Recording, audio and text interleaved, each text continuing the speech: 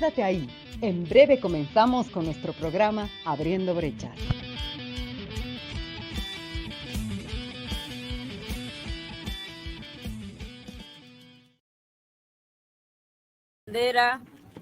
En el 2023, acá en San Salvador de Jujuy, se ha cometido un delito y queremos que todo el mundo lo sepa. Estamos acá todas las comunidades integrantes del Malón de la Paz, los centros gauchos de Maimará y de Tilcara, y esperamos que todos los centros gauchos vengan acá a apoyarnos. ¿Por qué? Porque se acaba de jurar la reforma inconstitucional del señor Gerardo Morales, con la que le da permiso para ir a robar todo el litio, todas nuestras riquezas naturales, todo nuestro territorio, a toda nuestra gente. Y nosotros no se lo vamos a permitir, hay corte definitivo y no lo vamos a dejar entrar nunca más a nuestros territorios. ¡Jayay, hermano!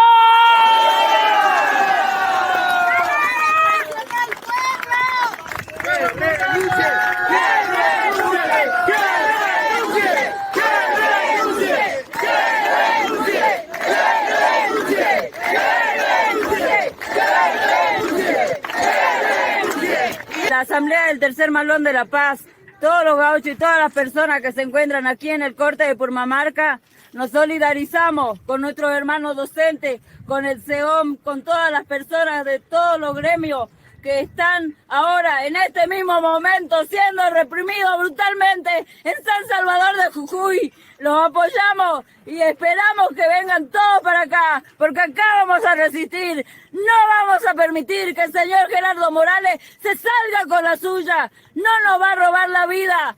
No le vamos a permitir que saquee nuestras tierras y nuestra agua.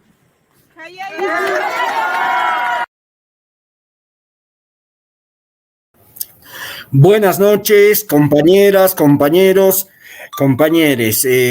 Bienvenidos a este 49 programa del Abriendo Brechas. Hoy tendremos una transmisión especial porque vamos a conversar con el diputado nacional del PTS, del FIT-U de Argentina, diputado por Jujuy, quien nos ilustrará de toda la situación, la grave represión que está viviendo el pueblo de Jujuy en estos momentos. Pero además es un programa especial porque lo realizaremos en una retransmisión simultánea con los compañeros y las compañeras de La Izquierda Diario del Perú, que vienen atravesando una situación de profunda crisis. En los meses pasados hubo una importante lucha y movilización contra el gobierno golpista de Dina Boluarte, y entonces, bueno, esta transmisión que realizaremos hoy desde La Izquierda Diario Bolivia y del Abriendo Brechas será retransmitida por La Izquierda Diario Perú, pero también haremos una retransmisión, eso me acaban de informar, con las compañeras y los compañeros del Instituto del Pensamiento Socialista de Buenos Aires, Argentina. Es una de las más importantes editoriales marxistas de Latinoamérica e incluso podríamos decir quizá del mundo, quienes van a retransmitir la conversación que tengamos hoy con Vladimir, que me imagino ya estará por entrar, y con Alejandro, ¿no? ¿Cómo te va, Vladi? Hola, ¿qué tal? Muy buenas noches a todos y a todas. Un saludo muy fraternal, sobre todo a nuestros compañeros y compañeras que nos están mirando habitualmente, que habitualmente nos siguen abriendo brechas de La Izquierda Diario Bolivia, pero ahora un saludo también muy especial a todos los amigos y amigas detrás de nuestras fronteras o más allá de las fronteras bolivianas en Perú, en Argentina y en otras partes de Latinoamérica. Y saludo, por supuesto, también con un abrazo a la distancia a nuestro compañero Alejandro Vilca, que hoy se ha dado un tiempito para poder explicarnos de esta importantísima y grave situación que están viviendo en la provincia de Jujuy, Argentina. Alejandro, buenas noches. ¿Qué tal? Buenas noches, compañeros, Javo, Vladimir. Un saludo grande a todo Bolivia, a todos los compañeros también de Perú, los cuales tuve el gusto de acompañar cuando fue lo del golpe. La verdad que, bueno, un orgullo estar con ustedes y justamente, ¿no?, que nos reúna hoy una linda charla para conversar, ¿no?, lo que es siempre la lucha de los explotados en el mundo, ¿no? Y en esta ocasión acá en mi provincia, ¿no? Jujuy. Un gusto tenerte, Alejandro. Si me permiten, voy a hacer una breve introducción para que todos los Dale. compañeras y compañeros que nos están viendo en este momento puedan tener un marco de lo que viene sucediendo en Jujuy, ¿no? Como la gran mayoría de nuestro país debe saber, en el sur de nuestro país, es decir, en la frontera con Argentina, está la provincia de Jujuy, que es limítrofe con Bolivia y Chile, ¿no? Se encuentra, es una provincia rica en los recursos naturales y forma parte del llamado Triángulo del Litio formado por Bolivia, Chile y Argentina. Sin embargo, es una de las provincias más desiguales, donde la población tiene los ingresos o uno de los ingresos más bajos del país, mientras grandes empresas mineras, agroforestales, agroindustriales, etcétera, se enriquecen saqueando los recursos de la provincia norteña argentina. Desde hace varios días es el foco de una masiva protesta obrera de comunidades, de pueblos originarios y de los sectores populares contra el gobierno de Gerardo Morales. Gerardo Morales, para quienes no saben, es miembro de la coalición derechista Juntos por el Cambio y que ahora pretende candidatear como o precandidato a presidente por esta formación neoliberal, ¿no? Y que viene avanzando con durísimas medidas represivas y autoritarias. El pueblo jujeño, con las comunidades originarias y los docentes de toda la provincia al frente, se encuentran luchando contra la reforma constitucional antidemocrática que ha impuesto este gobernador. Esta reforma constitucional de la provincia entrega los recursos naturales y principalmente el litio a grandes transnacionales, desconoce los derechos de los pueblos originarios sobre sus tierras ancestrales e intenta limitar el derecho al voto. También incluye medidas represivas contra el derecho a la protesta. Fue aprobada el 16 de junio a pesar del enorme repudio popular en las calles. En las manifestaciones se canta abajo la reforma, arriba los salarios. La enorme lucha de los trabajadores, vanguardizados por los docentes, los pueblos originarios y todo el pueblo jujeño, está siendo respondida con una feroz represión que ya tiene cientos de heridos y decenas de detenidos, incluyendo periodistas y incluso la detención de la diputada del PTS-FIT que fue salvajemente agredida, Natalia Morales. Para la represión ordenada por el gobierno y que contó con el apoyo del peronismo provincial, la policía ha utilizado vehículos sin identificación, allanando y saqueando domicilios como en las mejores épocas de la dictadura. La importancia para Bolivia y Perú de la gran rebelión del pueblo jujeño está dada no solo por el rol protagónico que vienen teniendo las comunidades de los pueblos originarios, sino los múltiples lazos y relaciones entre el norte argentino y nuestro país, sino también porque forma parte de un proceso de lucha y movilización de los pueblos indígenas, situación que recorre prácticamente todo el continente.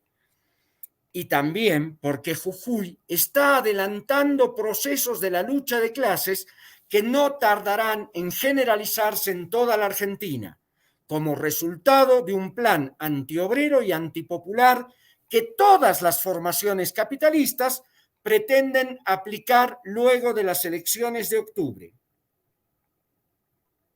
También es importante para pensar cómo el litio se está convirtiendo en nuestros países en nuevos cotos de caza del imperialismo, desesperado por apropiarse de este recurso cada vez más estratégico. Hoy, como decíamos recién, vamos a conversar con Alejandro Vilca, él es diputado nacional del PTS-FIT-U por Jujuy. También fue delegado, si mal no me equivoco, Alejandro nos confirmará ahora, delegado a la Asamblea Constituyente y que junto con los demás congresistas del Frente de Izquierda renunciaron ante esa farsa para sumarse a las calles. Querido Alejandro, realizada esta introducción, nos gustaría que nos puedas introducir un poco en cómo está la situación en este momento en Jujuy, qué es lo que ha venido sucediendo en los últimos días y cómo se ha producido esta gran rebelión que todos estamos viendo por los medios de prensa, ¿no? Bueno, Javo, digamos, para darte una visión de lo que pasa en la provincia, primero hay que agregar también un poco el contexto nacional, ¿no? Creo que hay un contexto, por ahí aquellos que nos están mirando, un contexto inflacionario muy alto en el país, y eso, bueno, ha provocado que muchos de los salarios, de los ingresos de los trabajadores y los sectores populares haya perdido, ¿no? Poder adquisitivo o poder de compra se han aplastado. Entonces, eso ha hecho que muchos sectores ingresen en la pobreza, la miseria. Bueno, eso es lo que se vive en general en el país, ¿no? Y hoy el que gobierna no es Juntos por el Cambio, el sector de derecha, sino que es el sector del peronismo, una coalición, el Frente de Todos, reformista, populista, pero de derecha, el típico peronismo, que es el que viene aplicando hoy medidas de ajuste para tratar de cumplir con las metas que le ha impuesto el FMI, ¿no? Para por lo menos socorrer al país. Bueno, ese marco inflacionario es importante comprenderlo porque ahí se puede explicar un montón de cuestiones por qué estalla hoy Jujuy, ¿no? El gobierno que tiene Jujuy es justamente el opositor, ¿no? Esta coalición de Juntos por el Cambio, que son liberales, neoliberales, de derecha. Este gobierno, ¿qué es lo que hizo al llegar al gobierno? El gobernador está hace 8 años, ¿no? Ya va a terminar su segundo mandato. Lo que hizo justamente es tomar medidas contra el derecho a la protesta social, mediante códigos contravencionales o normativas provinciales que limitaban el derecho a la protesta, sobre todo a la protesta social, sindical. Entonces, con eso le servía como herramienta para abrir causas a sindicatos, descontar los días de paro. Bueno, este código contravencional en la provincia lo armaron entre estas dos coaliciones burguesas, entre estas dos coaliciones patronales. Aplicaron este código contravencional.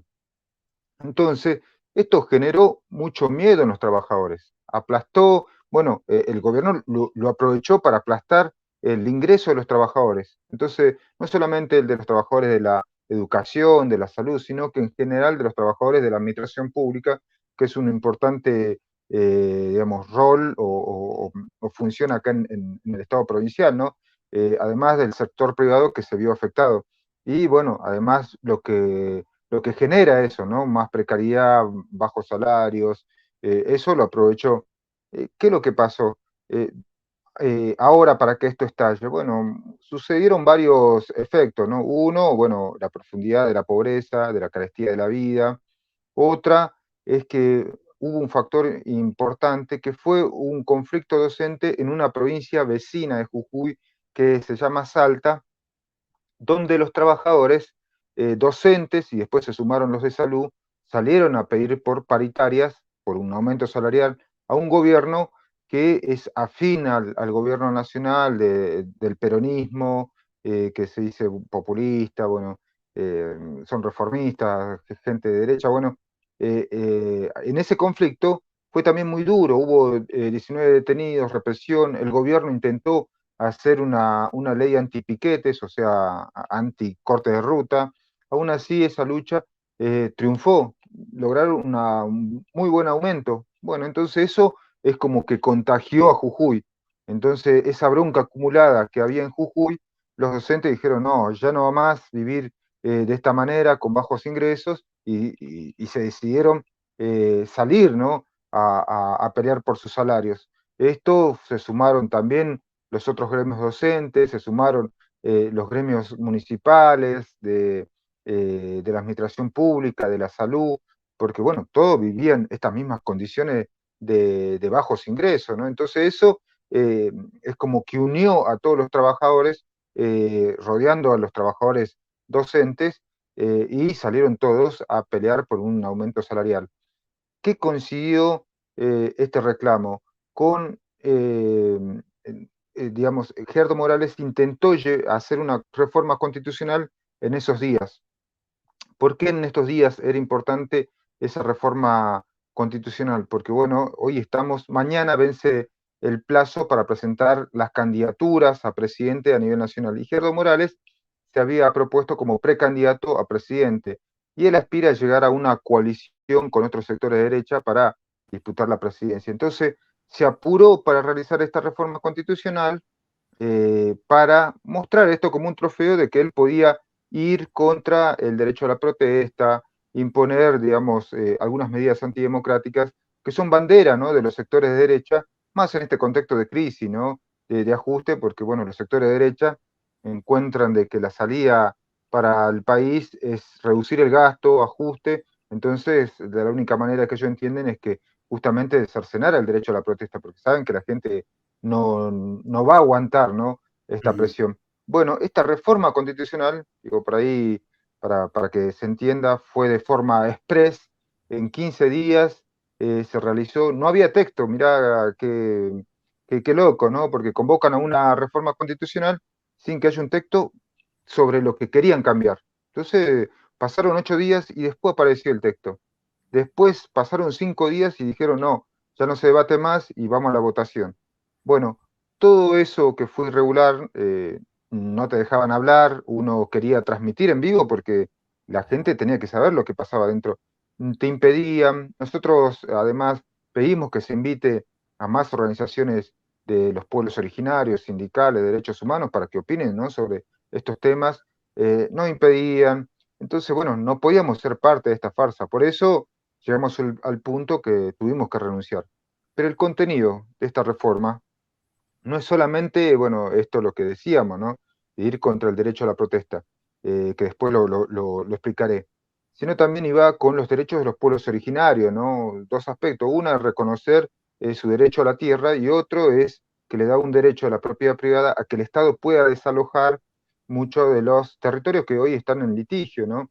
¿Qué es lo que pasa? Acá hay muchas tierras reclamadas por los pueblos originarios, pero que están en disputa con dueños exterratenientes, o aparecen dueños de algún sector político, o que hoy las grandes multinacionales se quieren apropiar, porque son ricas en minerales, y bueno, y está la disputa de las zonas donde están las salinas, donde se extrae el litio, ¿no? Entonces, bueno, ahí hay una confrontación directa, ¿no?, de los pueblos originarios por el reconocimiento de su tierra, además por sus derechos a la identidad y el derecho al agua, ¿no?, porque son zonas como sería el altiplano boliviano, acá se llama la Puna Jujeña, que comienza y continúa allá por Bolivia, y entonces es importante este recurso, y las comunidades son parte de las banderas, ¿no?, que reclamaban.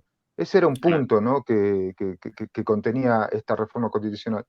Después había otro punto que ellos pretendían que se apruebe, ¿no?, que era limitar el derecho al voto, porque acá en Argentina se vota cada 2 años. Digamos, cada 4 años se vota presidente, gobernadores o alcaldes, y cada 2 años se vota parte de la Cámara de Diputados o de congresistas, que generalmente eso es utilizado por el pueblo para muchas veces ratificar o respaldar o rechazar a las gestiones políticas, y poner diputados que sean más críticos o controlen, ¿no? Bueno, ellos querían eliminar esa elección de medio término y solamente se vote cada 4 años, y que el gobernador que salga electo se quede con la mayoría de la Cámara de Diputados automáticamente, ¿no? Se queda con la mitad más uno de los diputados, sin importar el porcentaje de voto, ¿no?, porque generalmente acá se utiliza proporcionalidades de las fuerzas políticas, y eso te permite tener la cantidad de diputados. Bueno, acá, si vos tenés ese poder, el del gobernador y de los diputados, podés también designar jueces. Entonces eso iba a crear un régimen totalitario, ¿no?, del gobernador. Era una movida muy ambiciosa. Entonces eso además creó mucho repudio en la población. Entonces, tuvo que ir retrocediendo. Primero quitó esto de la eliminación del voto, después, a último momento, cuando ya esto, la respuesta en la calle era muy grande, tuvo que retroceder con el reclamo de los pueblos originarios. Aún así, continuaron los pueblos originarios reclamando, porque el punto del derecho a protesta, ¿por qué es importante? ¿No? Y ahí me quiero detener. Primero, porque es un derecho elemental de que el derecho a la protesta te permite acceder a otros derechos, como el caso de los docentes o el magisterio que lucha por aumento salarial, te permite conquistar el derecho a un salario digno que cubra el costo de la canasta familiar. O en muchos casos el derecho de los pueblos originarios a reclamar por su territorio, ¿no? Entonces, implica eso. Ahora, ¿por qué es importante esto en Jujuy? ¿Por qué este señor Gerardo Morales, que es de la coalición esta de derecha, se jugaba tanto a seguir manteniendo este punto? Porque como le dije en un momento, en un contexto de inflación, de crisis en el país, en Argentina, se ha transformado en un debate nacional entre las dos grandes coaliciones de que, como hay un acuerdo en común de seguir pagándole al Fondo Monetario Internacional, entonces lo que viene para el próximo gobierno, o asuma quien asuma, va a continuar el ajuste que hoy está aplicando el gobierno de Alberto Fernández, Cristina y Massa.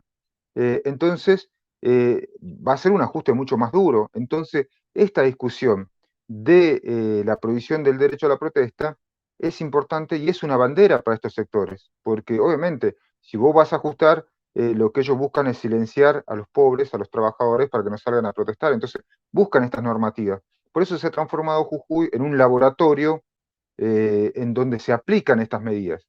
Entonces, por eso se transforma en un debate nacional, porque estas dos coaliciones plantean de una u otra forma más o menos ajuste, pero son todas salidas donde el pueblo trabajador pierde.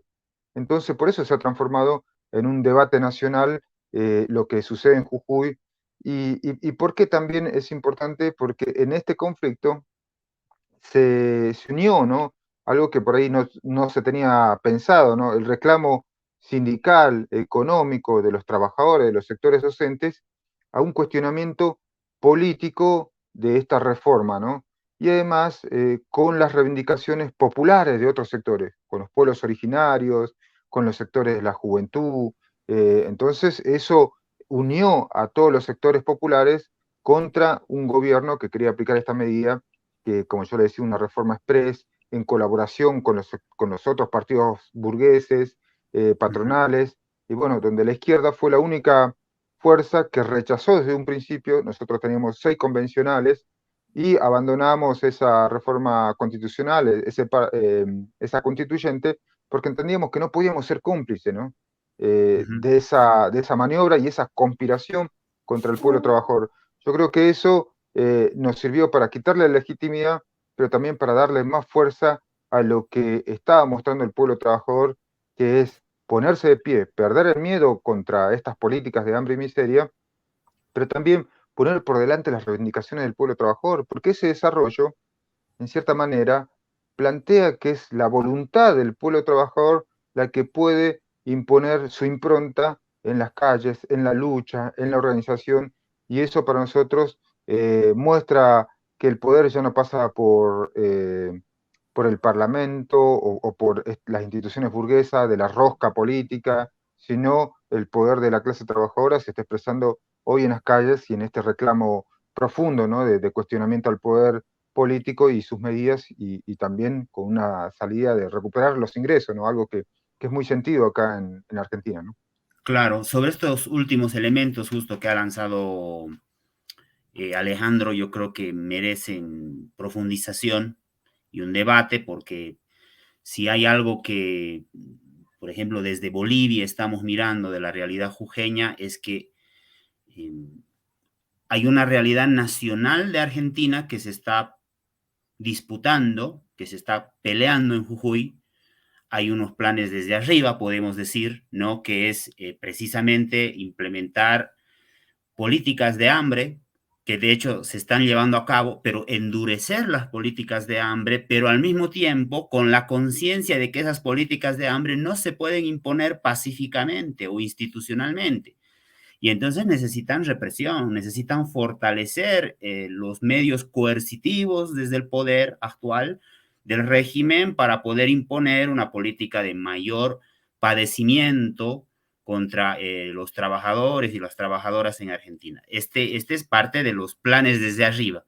Pero también lo interesantísimo acá es que las reacciones que se encuentran desde abajo, organizadas, movilizadas, me parece muy interesante cómo se conjugan reivindicaciones económicas con reivindicaciones políticas. Ambas aparecen indisolubles en la lucha misma. No se puede pelear por más salario si se permite que este gobernador en Jujuy imponga un criterio de eliminar o penalizar el derecho a la protesta. Entonces ambas cosas están de hecho ya ligadas, y es que por eso ahí aparece las alianzas de clases entre sectores populares bastante claras y en la calle, como dijo Alejandro. Me parecen elementos muy importantes, porque me parecen elementos para discutir estrategias políticas que por lo menos para los pueblos latinoamericanos son actualmente muy vigentes, y de hecho son cosas que estamos discutiendo con todos los procesos que han estado ocurriendo en Chile, en Perú, en Brasil, en Bolivia, con el golpe, con la recuperación de libertades democráticas contra el golpe, etcétera, etcétera. Y por eso mismo ahí la importancia que vemos en lo que ocurre en Jujuy. Quisiera que profundicemos un poco, discutiendo Javo, Alejandro, al respecto de esto, ¿no? Porque, a ver, yo voy a plantear una mirada así, la más latinoamericana, a este laboratorio, tanto de represión y de hambre, digamos, que plantean las clases dominantes en Argentina, como también de resistencia, de organización y de lucha que están planteando las clases trabajadoras y populares. En este proceso me parece una cosa muy importante, contagio, que dijo Alejandro, me parece muy importante, no solo a nivel Argentina. Él planteó la cuestión ahí entre Salta y Jujuy, cómo fue ese contagio, que fue muy importante para la movilización de Jujuy, pero yo diría ahora a partir de Latinoamérica, porque pongo a todos nuestros compañeros, compañeras que nos están siguiendo en el escenario siguiente.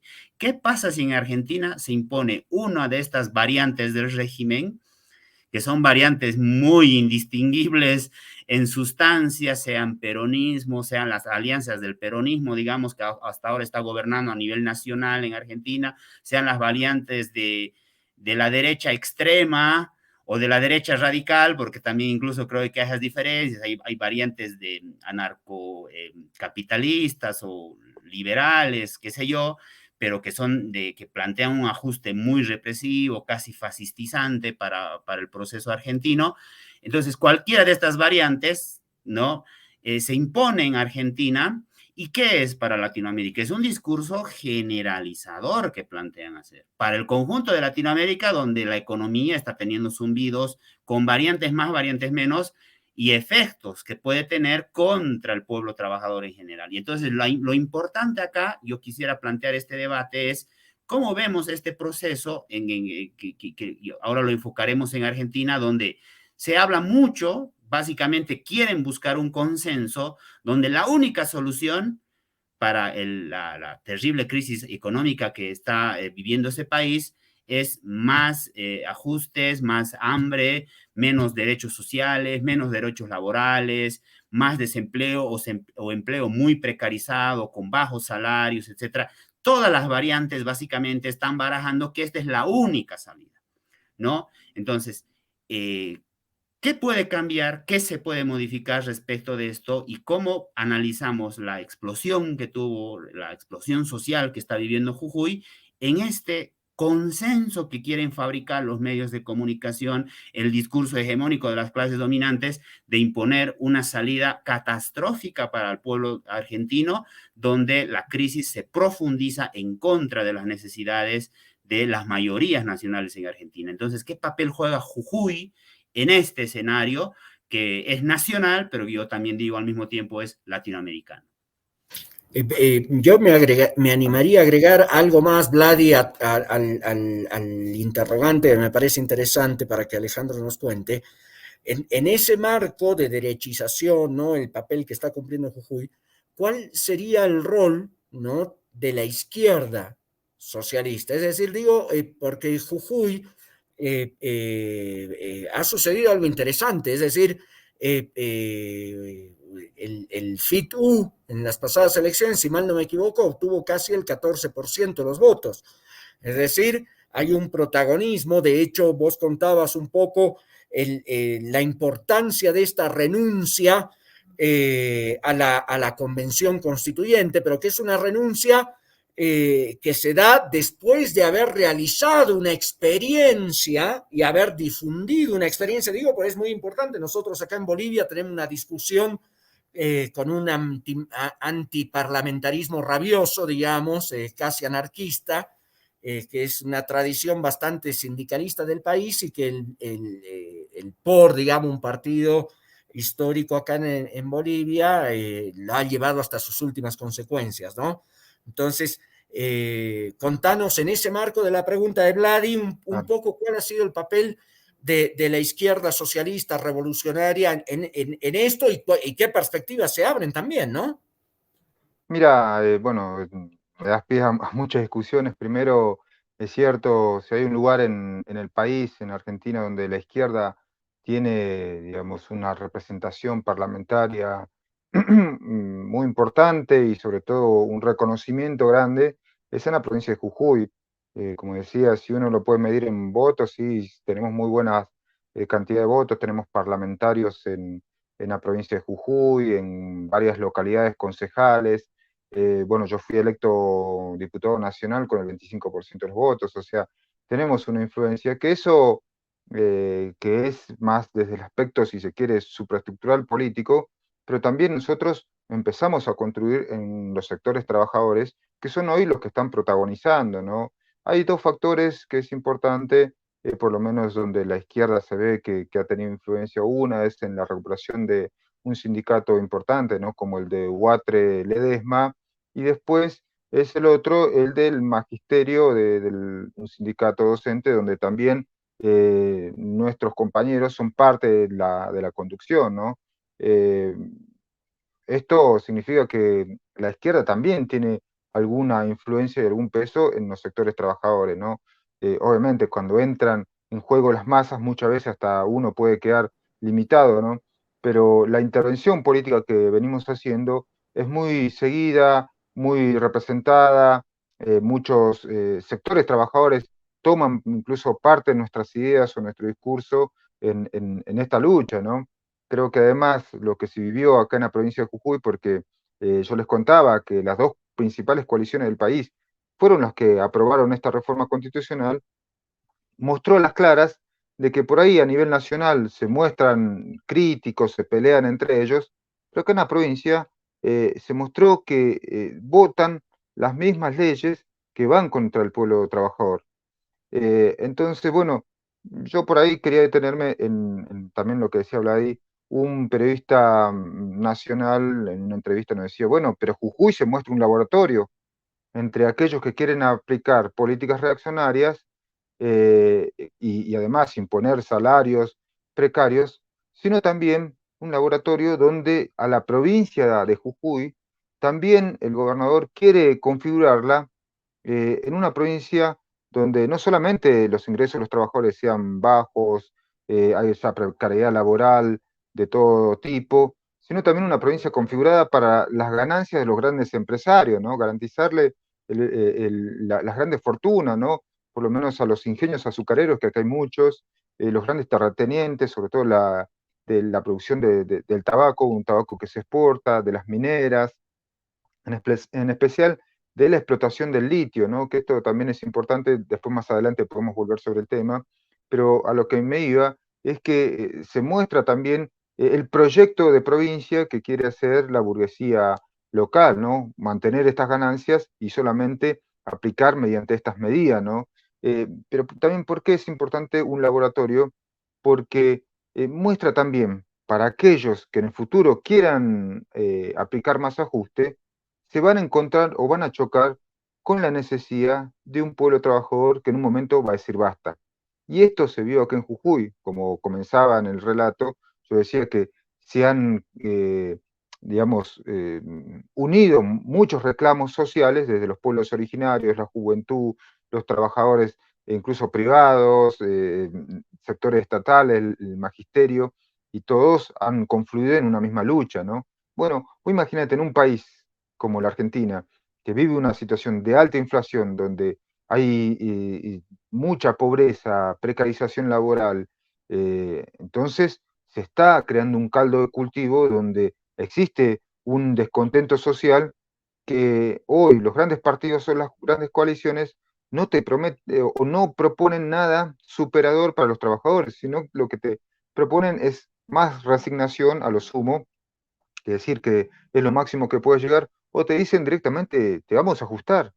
Entonces, eso yo creo que es necesaria una lectura porque eso puede ser lo que mañana puede pasar en el futuro, ¿no? Por eso también nosotros venimos exigiendo a las grandes centrales sindicales, ¿no? La CGT, a la CTA, que llamen a una huelga general, a un paro nacional, para que no dejen aislado a Jujuy, porque las medidas que se aplican hoy, mañana se pueden aplicar nacionalmente.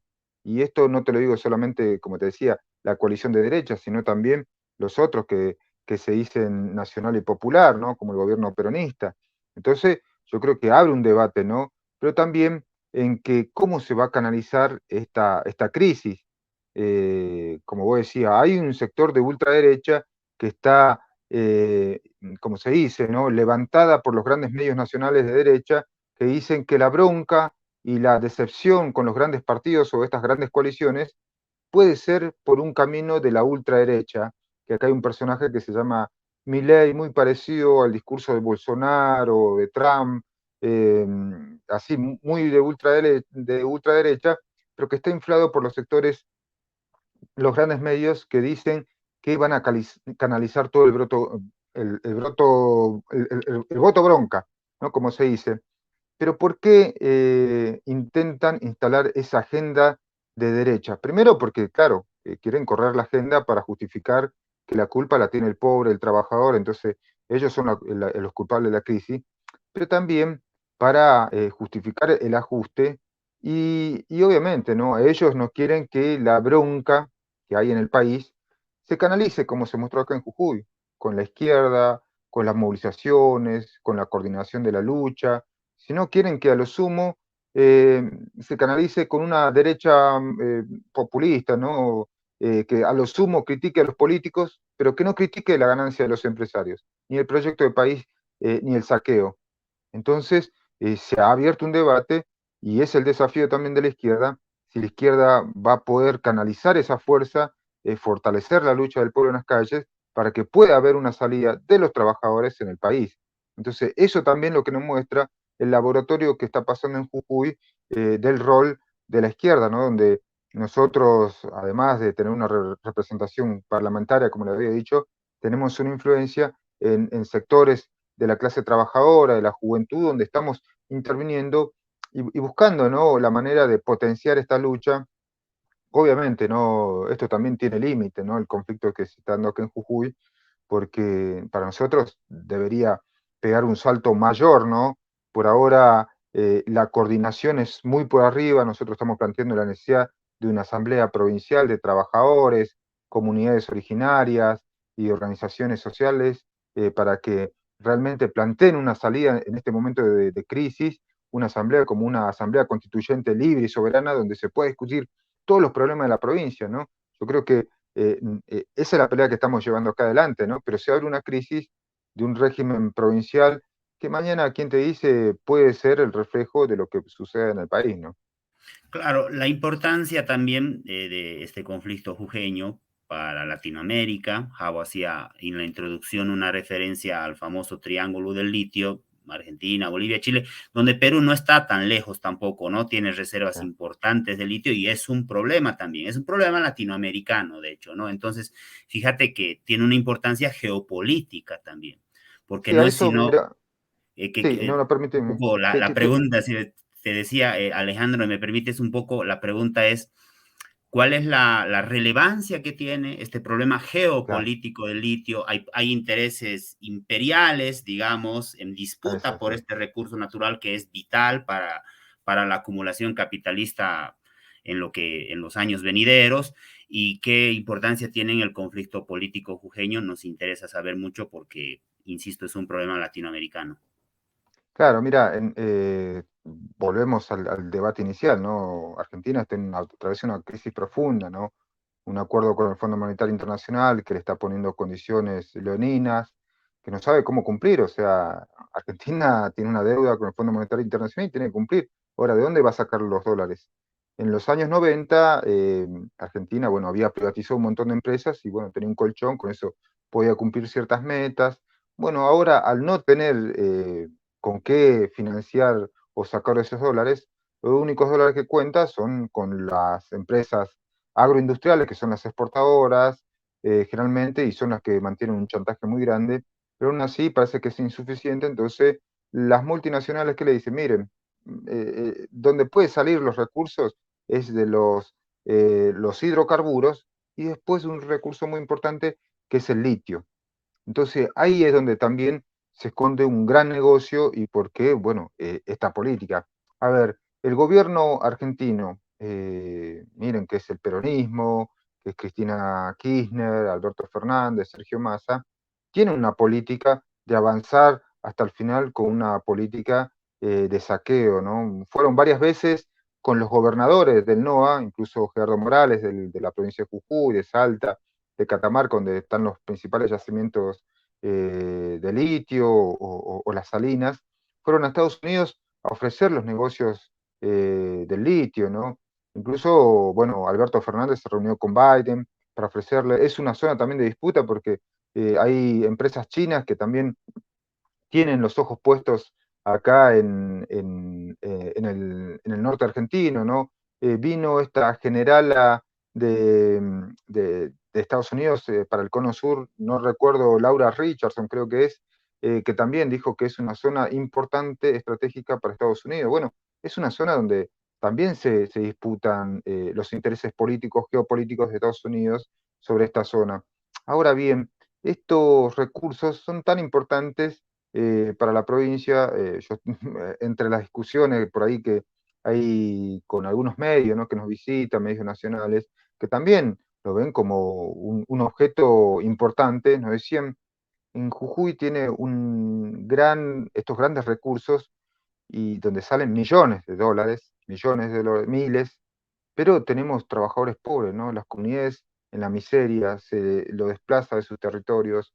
Entonces, no se comprende ese contraste social de generación de miles de dólares, mientras la provincia o los trabajadores están cada vez más pobres. Digo, la política también del gobernador ha sido la política del saqueo. Muchas de estas multinacionales, hoy por lo menos te hablo de una planta nada más que se llama Sale de Jujuy, donde es una planta que la administra la Toyota, Alken, que es una empresa australiana, y otra empresa norteamericana. eh, Prácticamente no pagan impuestos en la provincia de Jujuy. Pagan el 0,9% de ingresos brutos. O sea, nada. Se lo llevan todo. Eh, Acá, bueno, justamente sale todo por la ruta que va a Chile, y de ahí para Japón o China, ¿no? Directamente. Eh, Prácticamente el impacto ambiental es muchísimo. Yo digo, para también darle un por qué la importancia del agua, ¿no?, para las comunidades. Una planta de esa, la que produce litio, consume 5 veces la cantidad de agua de todo el distrito o todo el departamento de Susque, donde está instalada esa planta. Muchas de las comunidades denuncian que el agua tiene arsénico, es imposible tomarla, porque la contaminación de las napas, además que es una zona semidesértica, ¿no? Es la puna jujeña que lindan con el altiplano, entonces es un recurso muy valioso, ¿no? Pero estas empresas no le importa nada, ¿no?, el tema de la contaminación. Pero volviendo a lo económico, muchas de estas empresas se llevan miles de dólares. Nosotros, en investigaciones, ¿no?, que hicimos económicas, descubrimos también de que hay problemas de subfacturación. Nosotros lo denunciamos esto con otros diputados nuestros del PTS, con Miriam Bregman y Codas del Caño en el Congreso Nacional de la Argentina, planteando un pedido de informe, porque estas empresas, para pagar menos impuestos, hacen figurar la tonelada de litio, suponele $35.000 la tonelada. Pero en el mercado internacional vale el doble, 70.000 la tonelada.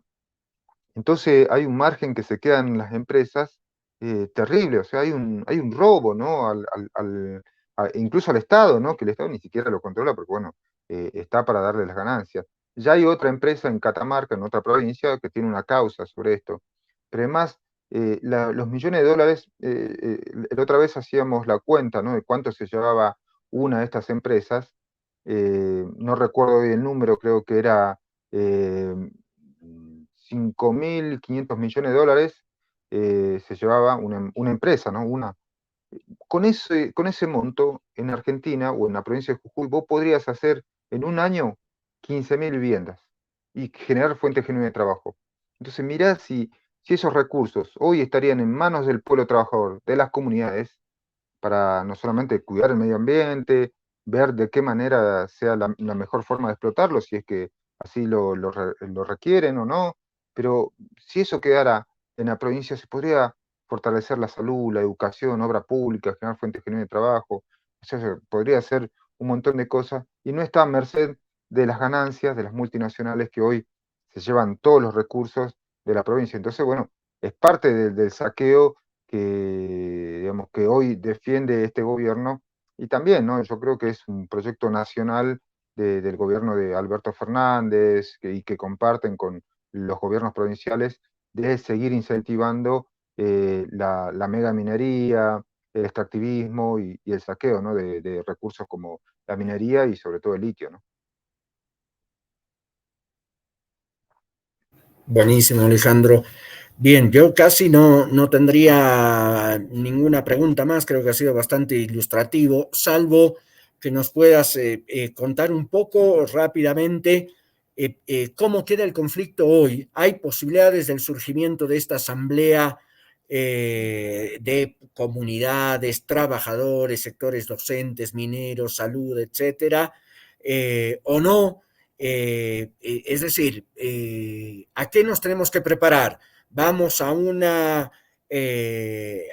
mantenimiento de la tensión o vamos, como titulamos en este programa, se viene el estallido? Es decir, ¿cuál es la perspectiva que vos ves, Ale? Por nuestra parte, avisar, ¿no?, que el día de mañana a las 5 de la tarde en la Embajada Argentina estamos realizando una concentración en solidaridad con el pueblo de Jujuy y en repudio a la brutal represión que hemos podido ver todos por los medios de comunicación en los últimos días, ¿no? Pero bueno,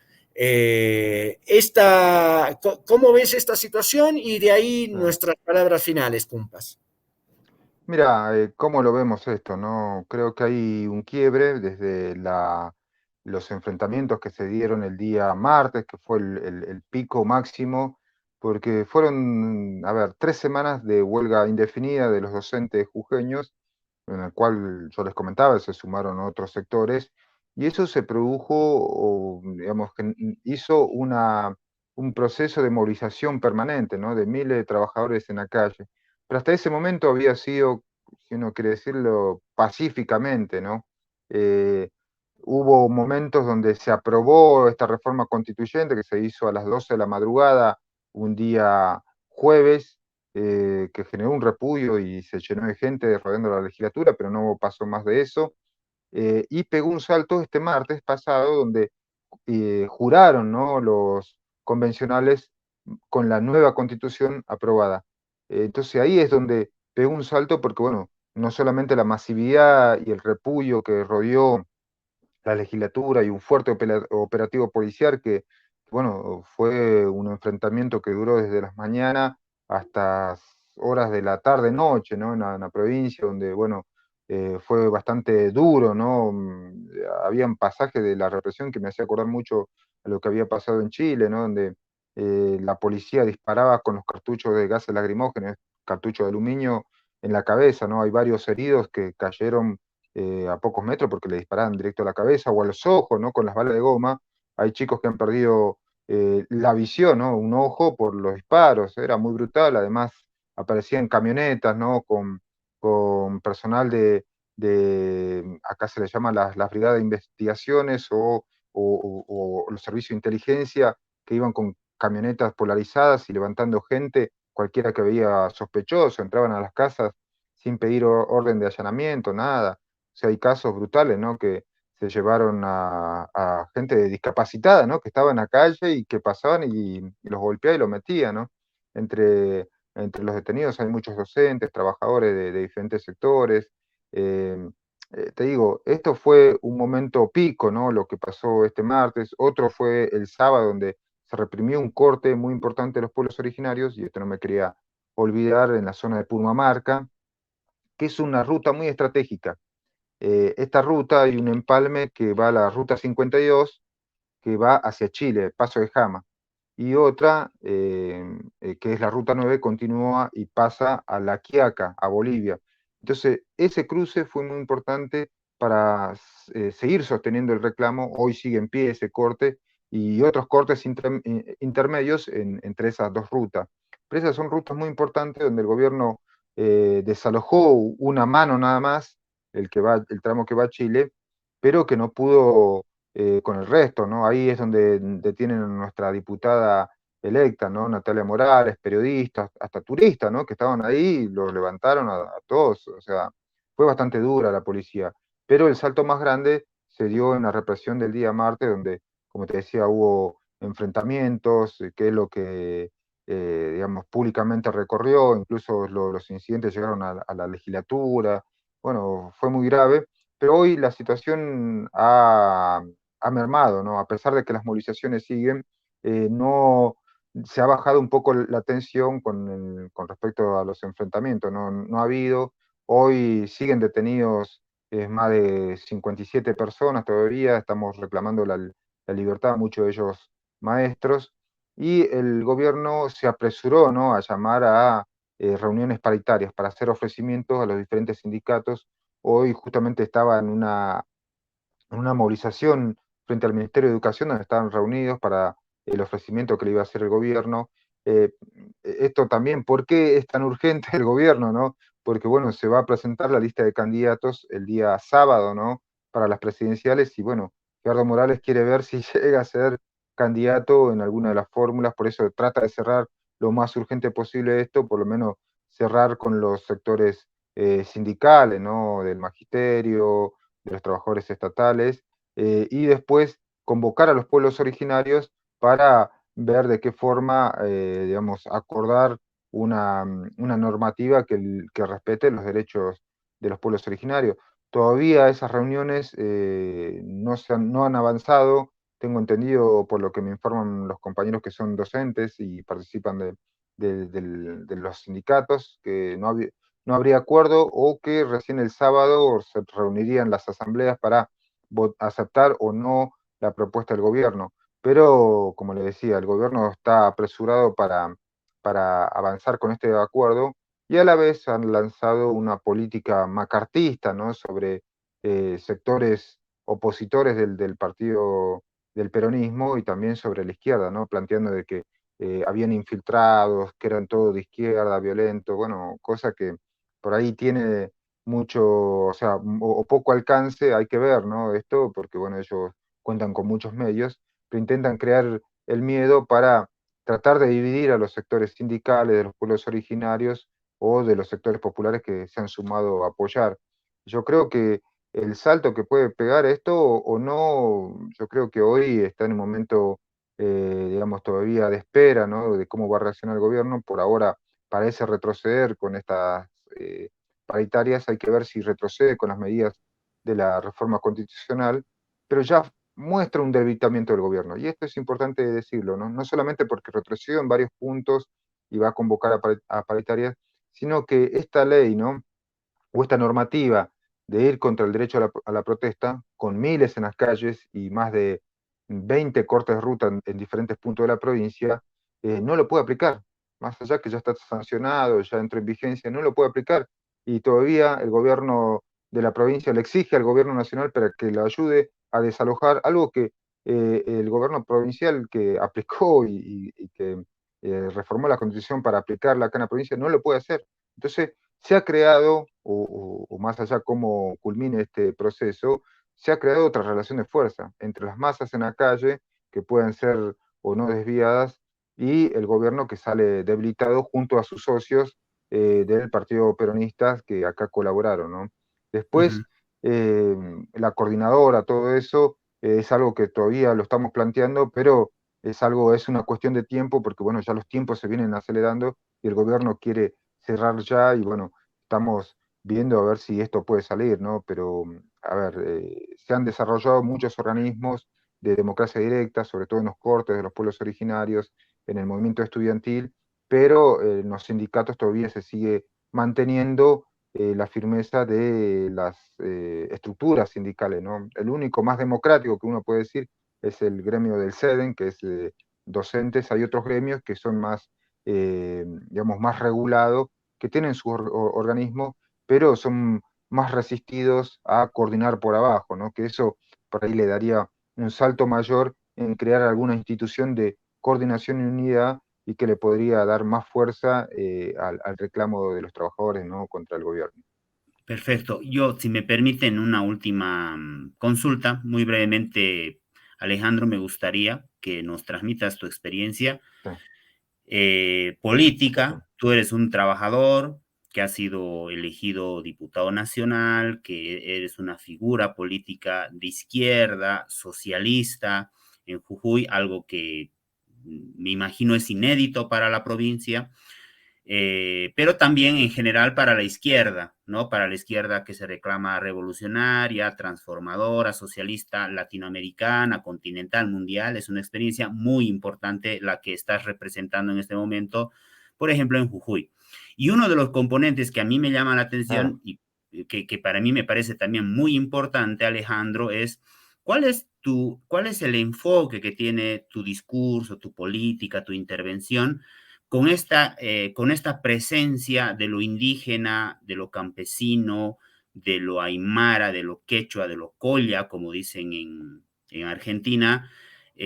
¿Cuál es la importancia que le da tu actividad política a esta realidad que tienes tú en Jujuy, donde la evidencia, la presencia de las naciones y pueblos indígenas es muy relevante? Quisiera que nos transmitas esa Sí, experiencia, Alejandro.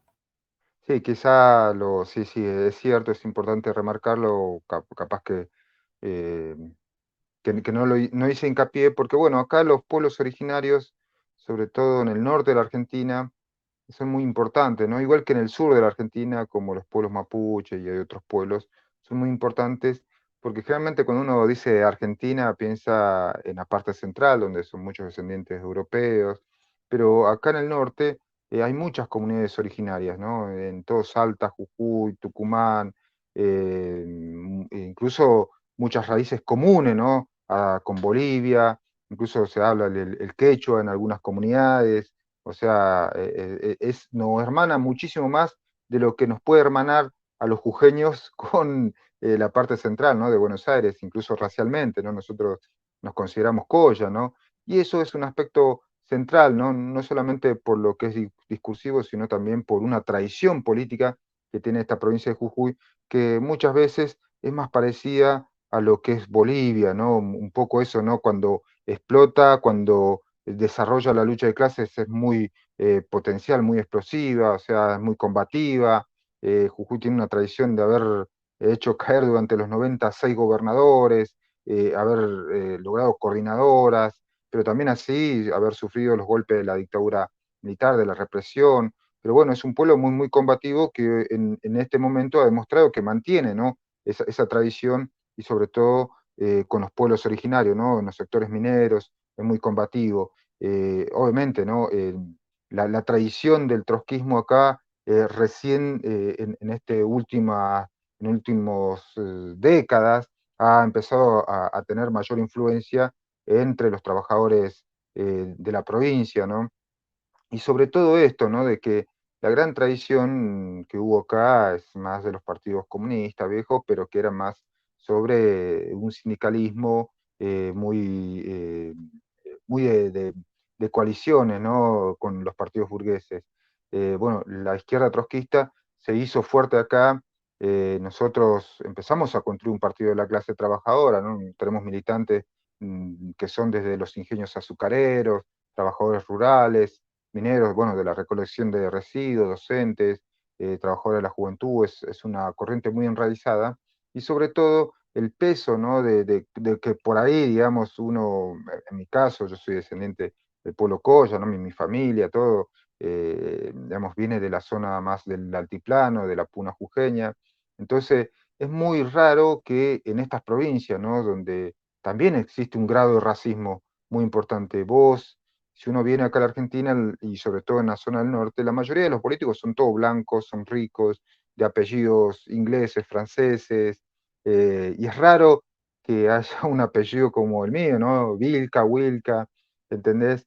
Y que eso también generó una apropiación y un reconocimiento y una autopercepción de masas trabajadoras, viendo a candidatos, no solamente que son propios de su clase, de su pueblo, sino también que son trabajadores, ¿no? Nosotros, justamente, tener candidatos obreros de los trabajadores, lo que planteaba también es que los trabajadores teníamos que pegar el salto, ¿no? Eso de hacer solamente política sindical, económica o restringirnos a eso, sino que también demostrar que podemos tener una visión de cómo, digamos, tener una salida para la provincia, ¿no? Ante las salidas que nos ofrece la burguesía, nosotros plantear cómo poner todas las riquezas y la producción al servicio de las necesidades sociales, ¿no? Y construir un partido de la clase trabajadora y un gobierno de los trabajadores, ¿no? Entonces eso, yo creo que eso sirvió muchísimo, nos ubicó bastante bien, pudimos llegar y ampliar nuestra influencia y convertirnos en la tercera fuerza claramente en la provincia de Jujuy, ¿no? Y ganarnos un reconocimiento no solamente provincial, sino a nivel nacional, como uno de los, en mi caso, ¿no? Como creo que, no sé, el primer diputado Coya, jujeño y de izquierda trotskista que ha llegado al Congreso Nacional, ¿no? Fue un gusto y la verdad que un orgullo levantar la huipala en el Congreso Nacional Argentino, ¿no? Frente a los burgueses y mucha esa gente reaccionaria, defender los derechos del pueblo trabajador y de las comunidades originarias, la verdad que es un orgullo, pero también un gran desafío, ¿no? Que seguimos manteniéndolo y yo creo que eso nos ha ganado el reconocimiento, pero también lo hemos demostrado estando en cada lucha, en cada conflicto y en la primera línea, ¿no? Siempre siendo la voz del pueblo trabajador, ¿no? Yo creo que eso es un desafío que lo queremos mostrar, ¿no? Del PTS con diferentes referentes, ¿no? A nivel nacional que tiene mi partido, porque esto, digo, Vladimir y a los que nos escuchan, no es que es una cuestión de Alejandro Vilca solamente, que es cosa, sino que es una política de nuestro partido, ¿no? Que es la clase real, que es la clase trabajadora real, ¿no? De la cual nos construimos, ¿no? Dirigentes obreros tenemos muchos, ¿no? Como Raúl Godoy, Claudio de la Carbonara, en el subte ahí en Buenos Aires, bueno, y tenemos muchísimos referentes que son muy buenos y que son, nosotros creemos que pueden ser esos tribunos del pueblo, de la clase trabajadora, ¿no? Bueno, ese es el desafío que queremos construir para realmente construir un gran partido de la clase trabajadora que plantee, ¿no? Que la salida no es el ajuste, no es una salida detrás de los patrones, sino una salida donde los que gobiernen sean los trabajadores, ¿no? Buenísimo, Alejandro, un buen resumen de todo lo que está sucediendo en Jujuy. No sé si Vladi quieres agregar algo, por mi parte ya no hay más nada, solo anunciar lo que ya anuncié hace unos minutos.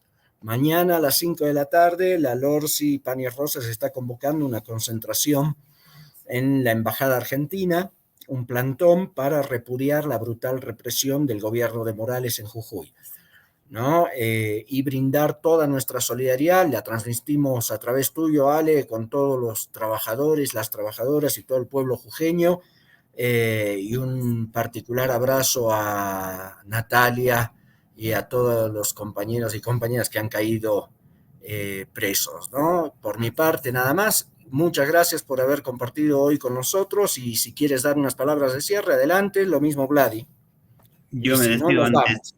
No, yo me despido antes de que Alejandro cierre en nuestro programa como nuestro invitado fraternal.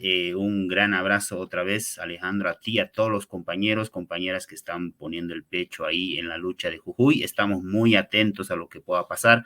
Nos sentimos muy orgullosos de lo que están haciendo, de la resistencia que están poniendo. Auguramos y tenemos toda nuestra voluntad para que ustedes triunfen. Y ese triunfo tiene que ser también el triunfo no solo de esta batalla, sino de toda la lucha definitiva.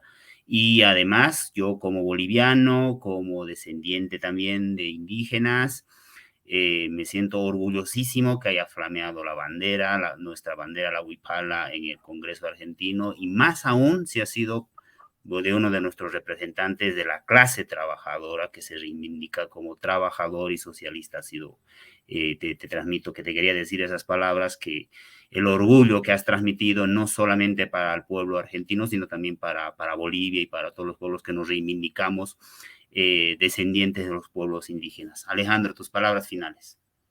No, primero que nada agradecer a todos los que nos estuvieron viendo. Espero que haya sido un aporte, ¿no?, de esta experiencia, ¿no?, que estamos haciendo acá en la provincia de Jujuy, en la Argentina, en la pelea, ¿no?, por construir un partido de la clase trabajadora, un partido revolucionario. Y creo que todas estas experiencias son las que van forjando, ¿no?, el temple de un partido revolucionario, de la joven militancia, ¿no?, que tenemos acá. Yo creo que es una gran experiencia que estamos haciendo, pero también nos fortalecen también como corriente revolucionaria internacional, y es un gusto, ¿no?, compartir con Javo, con Vladimir y con todos los compañeros que nos están escuchando y que nos ven, también a los compañeros de Perú, porque bueno, así como estuvimos atentos a lo que pasaba en Bolivia cuando fue lo del golpe, o en Perú, bueno, creo que ese es el verdadero internacionalismo revolucionario que queremos construir, ¿no? Así que muy agradecidos, compañeros, y es un gusto compartir este momento, ¿no? Así que dejarle un abrazo fraterno.